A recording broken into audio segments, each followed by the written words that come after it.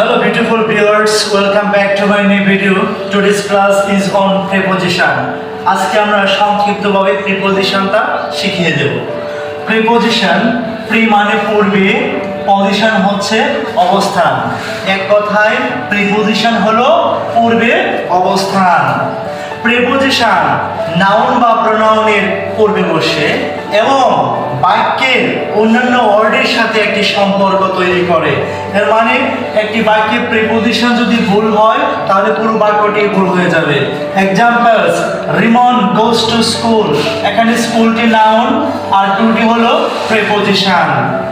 আবার we write with pen, আমরা কলম দিয়ে লিখি, এখানে পেনটা হলো নাউন উইথ প্রিপোজিশন।